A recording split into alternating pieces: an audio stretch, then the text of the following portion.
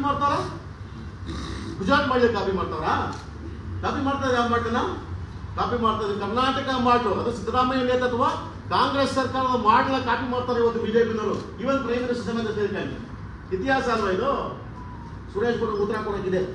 ಜೊತೆಯಲ್ಲಿ ಅಲ್ಲ ಸ್ವಾಮಿ, 150 ಕೋಟಿ ರೂಪಾಯಿನಲ್ಲಿ, 150 ಇಂದ 200 ಕೋಟಿ ರೂಪಾಯಿನಲ್ಲಿ ಒಂದು ಅಂತಾರಾಷ್ಟ್ರೀಯ ನಿರ್ಮಾಣ ಅಂತಾರಾಷ್ಟ್ರೀಯ ಕ್ರಿಕೆಟ್ ಸ್ಟೇಡಿಯಂ ನಿರ್ಮಾಣ ಆಗ್ತಾ ಇರೋದು ನಿಮ್ಮ ಫ್ರೆಂಡ್ ಕಾನ್ಸ್ಟಿಟ್ಯೂಷನ್ ಕೂಡ ಯಾರಪ್ಪ ಮಾಡಿದ್ದು?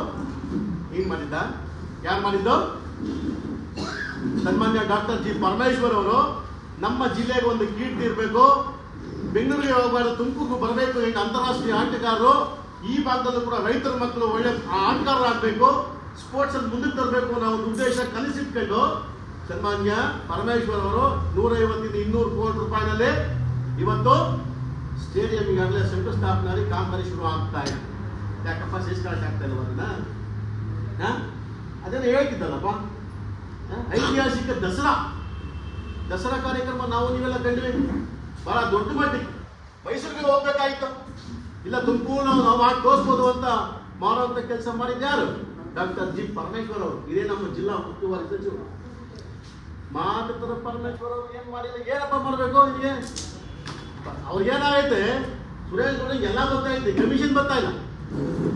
ಈ 150-200 ಕೋಟಿ ರೂಪಾಯಿ ಕಾಮಗಾರಿ ಇದೆಯಲ್ಲ, ಈ ಕಾಮಗಾರಿ ಅವ್ರಿಗೆ ಕಮಿಷನ್ ಸಿಕ್ಕಿದ್ರೆ ಇವೆಲ್ಲ ಚರ್ಚೆನೇ ಇಲ್ಲ. ಇಲ್ಲೇನ್ ಮಾಡ್ಬಿಟ್ಟು ಅವ್ರಿಗೆ ಒಂದು ಸಣ್ಣ ಜಲ ಕೊಟ್ಟಿರಲ್ಲ ನಮಗೆ. ನಮ್ಮಲ್ಲಿ ಒಂದಷ್ಟು ಲಕ್ಷ್ಮೀ ದೇವಸ್ಥಾನ ಅವೆ ನಮ್ಮ ತಾಲೂಕಲ್ಲಿ. ಮಲ್ಸಂದ್ರ ಲಕ್ಷ್ಮೀ ದೇವಸ್ಥಾನ ನಿನ್ನೆ ಓಪನ್ ಆಯ್ತು, ನಿನ್ನೆ ಮೊನ್ನೆ. ಸುಮಾರು 10 ಇಂದ 12 ಕೋಟಿ ರೂಪಾಯಿ ಬಹಳ ಅದ್ಭುತವಾದ ದೇವಸ್ಥಾನ ಕಟ್ತಾರೆ.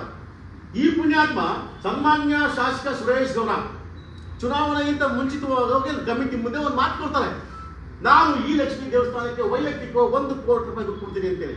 ಆ ಲಕ್ಷ್ಮೀ ಕತೆ ಮುಗಿಸದ 1 ಕೋಟಿ ಅಲ್ಲಿಂದ ಬರ್ತಾರೆ ಸಂಕಾಪುರ ಲಕ್ಷ್ಮೀ ದೇವಸ್ಥಾನಕ್ಕೆ. ಅಲ್ಲಿ 1 ಕೆಜಿ ಚಿನ್ನ ಕೊಡ್ತೀನಿ ಅಂತ ಘೋಷಣೆ ಮಾಡಿರ್ತಾನೆ ಎಮ್ ಎಲ್ ಎ ಚುನಾವಣೆಗಿಂತ ಮುಂಚಿತವಾಗಿ. 2023 ಎಲೆಕ್ಷನ್ಗಿಂತ ಮುಂಚಿತವಾಗಿ ಏನು 1 ಕೆಜಿ ಚಿನ್ನ ಕೊಡ್ತೀವಿ ಅಂತ.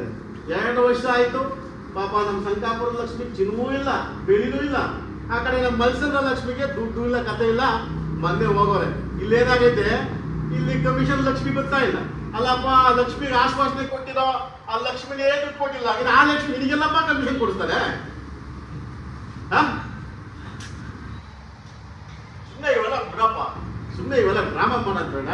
ಹೋರಾಟ ಮಾಡಕ್ಕೆ ಬಂದ್ರೆ ಇನ್ನಷ್ಟು ಹತ್ತಷ್ಟು ಹೋರಾಟ ನಾನು ಕೂಡ ಮಾಡ್ತೀನಿ, ಇನ್ನಷ್ಟು ಹತ್ತಷ್ಟು ಹೋರಾಟ ಮಾಡ್ಕೋಬಹುದು, ಮಾಡ್ತೀನಿ. ಜೊತೆಯಲ್ಲಿ ಈಗ ಇತಿಹಾಸ, 1 ವರ್ಷದಲ್ಲಿ 2 ಕಾರ್ಯಕ್ರಮಗಳನ್ನ ಮುಖ್ಯಮಂತ್ರಿಗಳನ್ನ ಕರೆಸಿ, ರಾಜ್ಯದ ಎಲ್ಲ ಕ್ಯಾಬಿನೆಟ್ ಸಚಿವರನ್ನ ಕರೆಸಿ, ಅಟ್ ಎ ಟೈಮ್ 2.5 ಲಕ್ಷ ಸೇರಿಸಿ 1.5 ಲಕ್ಷ ಫಲಾನುಭವಿಗಳಿಗೆ ನೇರವಾಗಿ ಸರ್ಕಾರದ ಸೌಲಭ್ಯಗಳು ಕೊಡುವಂತ ಕೆಲಸ ಮಾಡುವಂತ ಇತಿಹಾಸ ಯಾರು ಸಲ್ಲಬೇಕಿದು?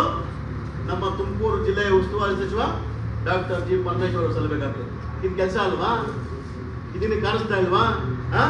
ಏನಪ್ಪ ಗ್ಯಾರಂಟಿ ಯೋಜನೆ ನಮ್ಮ ಜಿಲ್ಲೆಗೆ ಎಷ್ಟಪ್ಪ ದುಡ್ಡು ಬಂದಿರೋದು ಅಧ್ಯಕ್ಷರೇ?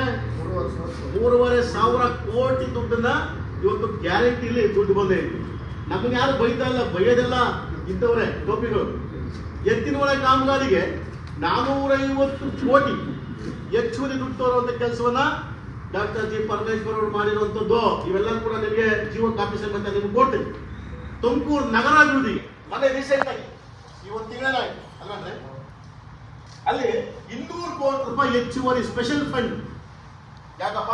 ಆ ದುಡ್ಡಲ್ವಾ? ಅಲ್ಲೇನು ಕಾಂಗ್ರೆಸ್ ಎಮ್ ಎಲ್ ಎ ಅವರ ಅಥವಾ ಯಾವ ಪಾರ್ಟಿ ಎಮ್ ಎಲ್ ಎ ಅವರಲ್ಲಿ? ಯಾವ party M L A? BJP M L A ಕೊಟ್ಟಿಲ್ವ 200 ಕೋಟಿ ರೂಪಾಯಿನ? 200 crores special fund to Tumakuru city. ಅವ್ರು ಯಾವತ್ತೂ ಪಕ್ಷ ಮಾಡಲಿಲ್ಲ. ಅವ್ರು ಬಿಜೆಪಿ, ಅವ್ರು ಕಾಂಗ್ರೆಸ್, ಅವ್ರು ಜೆಡಿಎಸ್ ಅಂತ ಪರಮೇಶ್ವರ್ ಯಾವತ್ತೂ ಮಾಡಲಿಲ್ಲ. ಎಲ್ಲ ಪಾರ್ಟಿಗಳಿಗೆ ಗೌರವ ಕೊಡುವಂತ ವ್ಯಕ್ತಿತ್ವ ಇರತಕ್ಕಂಥ ಒಬ್ಬ ನಾಯಕ ಅಂದ್ರೆ ಅದು ಡಾಕ್ಟರ್ ಜಿ ಪರಮೇಶ್ವರ್ ಅವರು. ಎಲ್ಲ ಒಂಥರ ಪಾಪ ಸಮಾಧಾನ ಮೊದಲಿಂದ ಅವ್ರು ಗುಣ ಆಡಿದೆ. ಅಂದ್ರೆ ಸಮಾಧಾನ ಸೈಲೆಂಟ್ ಇರೋದು ಪಾಪ. ಯಾವ ಸವಾಸಕ್ಕೂ ಹೋಗಲ್ಲ. ಅವ್ರ ಕೆಲಸ ಕಾರ್ಯ ಅವ್ರದೇ ಆದಂತ ಒಂದಷ್ಟು ಇದಾಕೊಂಡವ್ರೆ ಲಕ್ಷ್ಮಣ ರೇಖೆ ಅಷ್ಟು ಕೆಲಸ ಮಾಡ್ತಾರೆ.